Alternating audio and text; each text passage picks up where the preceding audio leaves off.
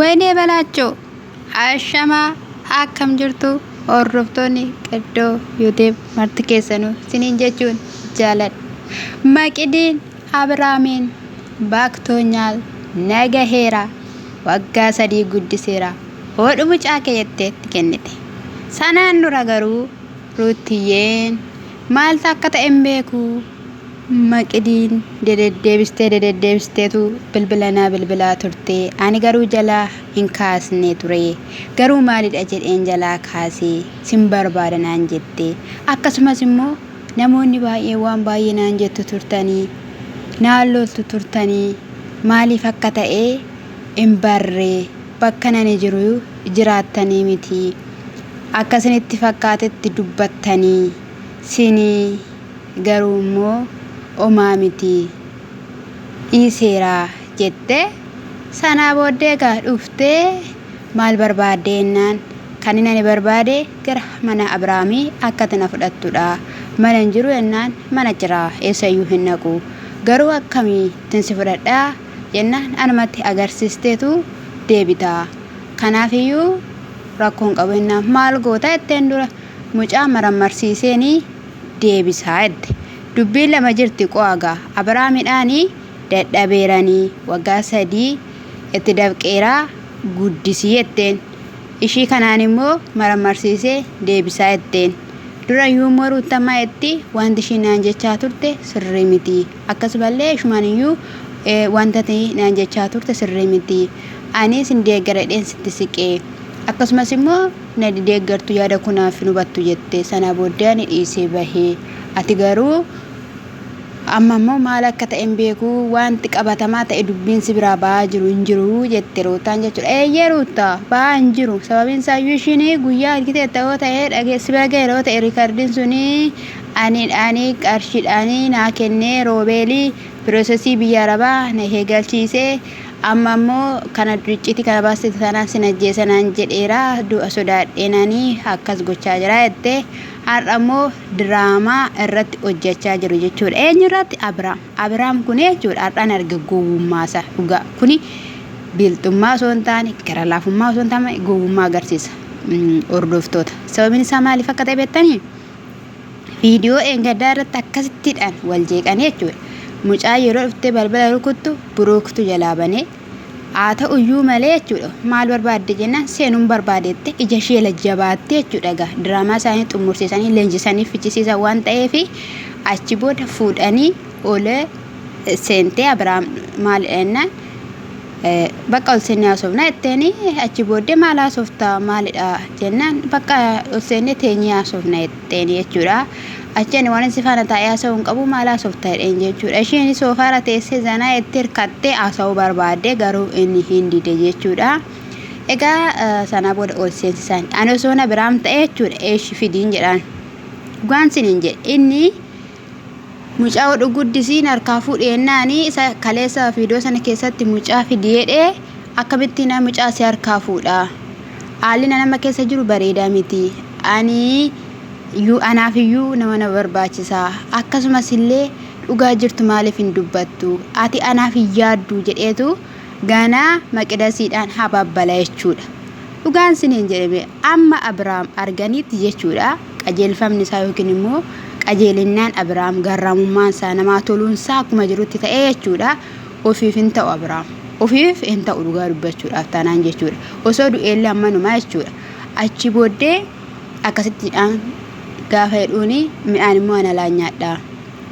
mana keessaa hin nyaadhu jennaan maarree mucaa keetti dhawooti fudhattee baatee laattaaf hin jetture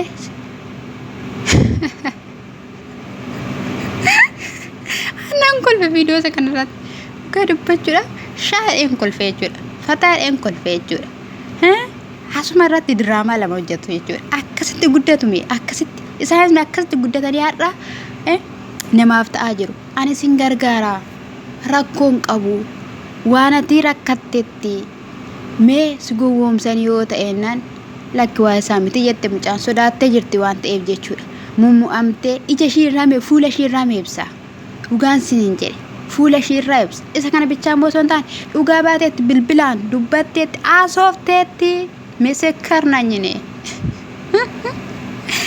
Inda achi booddee mucaan immoo jechuudha yeroo hundumaa mucaan kun immoo kan itti na gaddisiise malaka ta'e beektu hordoftoota.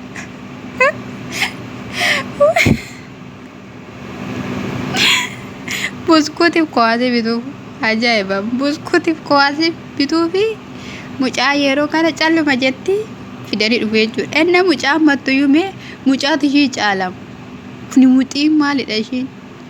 Achiin kun immoo inni goddan jedhamu maalum gootaati jireenya namaa maa jetta nagaa namaa maa jetta jenna maal jettaati buruukii jetteeni sana booddee baqqaayii dhiiseen baa malee jettee dhaadachaa turtee lolaa turtee in ta'uu waan barbaade yoo ta'e dhiisteen baatee saraxaannaan akka barbaade godhii yoo marmartus jetteen dhiistus akka feeteetteen jechuudha. Ishiin xiqqoo isheen turte ofii fudhatti dhugaan sinin jedha dhufte.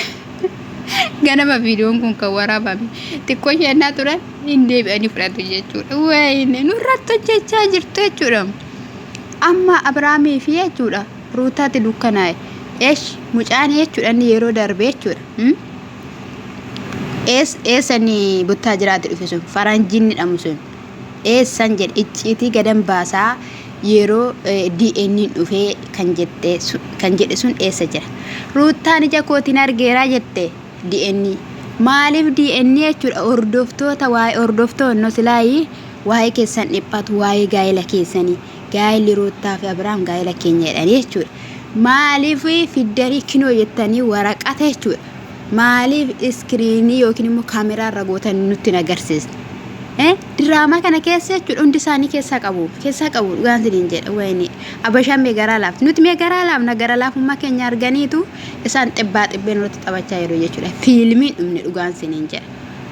Hoo har'a Abrahaam maaluma mucaa fuudhuu dida qoy. Mucaa ishii fidi bakka kan keetinaan jette ittamitti jedhee isa biraaneen ijoollee 10 guddisuu hin danda'a. Kan nama 10 iyyuu nan guddisa rakkoon tokkollee hin jiru nan gaadhe kan nama ajaa'ibu hojjedheen guddisa rakkoon hin jiru iddoo jedhe sanatti jira. Garuu mucaa fudhachuu maaliif jibbitere? Kuni mee gaariidha. Ati mee wanta sitti dhufe tokko akkataatti mootan hin beektu Abrahaam. Mucaa isheettee fudhattee yeroo darbe mataa keessaa buqqis namoonni mesifaa nama jeeqamaa jiru siifimee fala siifimaa jiru hin dhageessu mu'ati. Mataa irraa buqqisiitii ishiis qabii mataa buqqisiitii keessaa sadanuu geessi mara marsiin jedhanii warra dubbatan jiru. Ati ganaa mucaan fuudhuu wayyayya jette jechuudha. Mucaa koo maal biddeen tokko yoo bittee hokkoo baqqaanga rakkoo tokko iyyuu hin qabu. Halkan tokko bulchuun haata fi nu kaattee dhufti. Maasi dhibe. Amma namoonni hordoftoonni akkasitti deebi'an taasistee jechuudha. Fataadhuma jedhaasin dhugaan siniin jedhe fataadhamaan rakkattanii biyya abbaa keessanii keessa hedduu qilleensa gaarii fudhattu nu taatanii ispoortii hojjedhaa siniin jechuun jaalladha. Garuu taa beekan maaliin akka gaawanii ta'amtee amantee akkasumallee kinoo atillee mucaa fudhachuu diddee qaleessa fideetteen yaadha lakkeettee bakka fatoo yeroo chaggara yeellam fataa balu. Kanuma keessa immoo jechuudha maqiddiidhaa fi viizaan ishiin dhufaa silachumaa walii carattu. Yaa gooftaa ni baay'een ajaa'iba dhugaa waaqa hanga sana muluu tadabaddabe hanga sana muluu ifatame hanga sana muluu abbaan abaarame maayyibii jedhamte osuma seera bira naqiin quccettee teesse Abrahaam. Dhugaa rabbi baay'een si taasifamani baay'een si taasifameera deddeebiin siin jedha baay'een si taasifabe. Kanattuu namittiin surree bijaamaa ol bubbutattu lakkaa si dhaanaa jirti. Wayne jabaadhu bakka fataadhaa siniin jedha hordoftoota kiyya. Egaa maatiin haa ta'u keessaan itti fufaa gooftaan sinaa eebbisee eebbifamaa shaaloom.